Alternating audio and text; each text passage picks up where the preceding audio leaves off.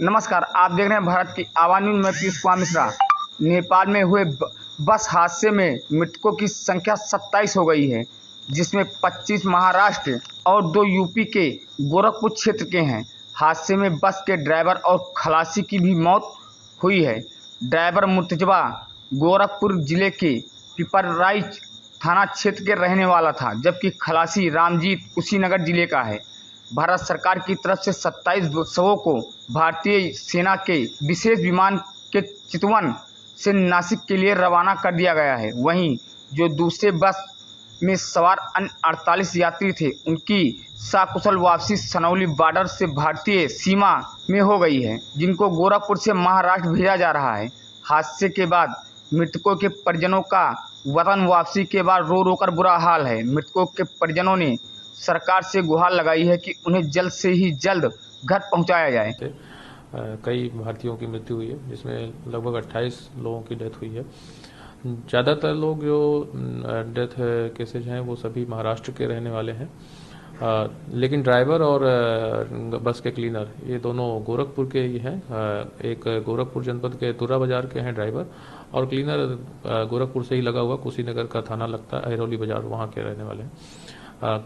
Kesarwani travels की बस थी और उनके बस मालिक से भी बात हुई है। जो बच्चे, इसके अलावा 2 अन्य बसों में भी साथ में इनके यात्री गए हुए थे, वो सभी सुरक्षित हैं। वो सभी वापस आज गोरखपुर आ रहे हैं। गोरखपुर में उनके द्वारा हाल्ट किया जाएगा, यहाँ पे उनके खाने पीने और रहने की व्यवस्था की जाएगी। फिर यहाँ से आगे की यात्रा वो अपने माध्यम से अन्य जो सरकार द्वारा सुझाव दिए जाएंगे उसके माध्यम से उनको मुंबई तक पहुँचाया जाएगा।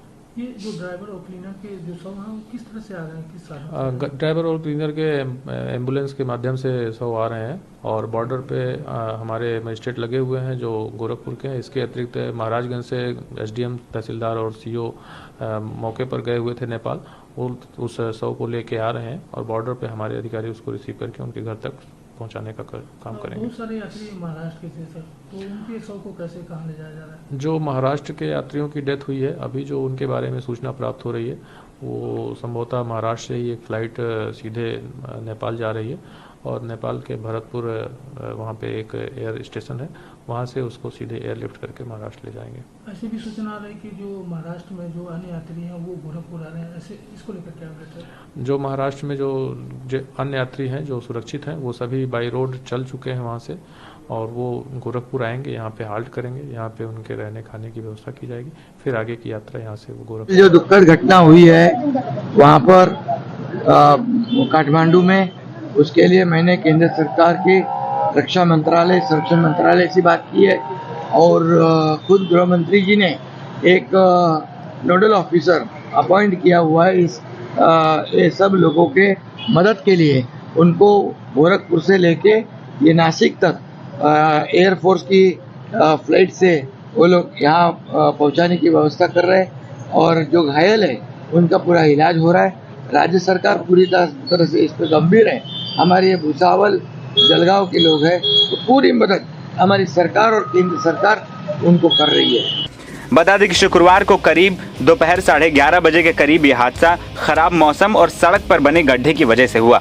इस हादसे में मारे गए ज्यादातर लोग महाराष्ट्र के बताए जा रहे हैं, जो गोरखपुर से बस बुक कर पोखरा घूमने गए थे। इसके बाद नेपाल के ही काठमांडू की ओर घूमने जा रहे थे, तभी यह हादसा हो गया। एनबीटी ऑनलाइन की रिपोर्ट।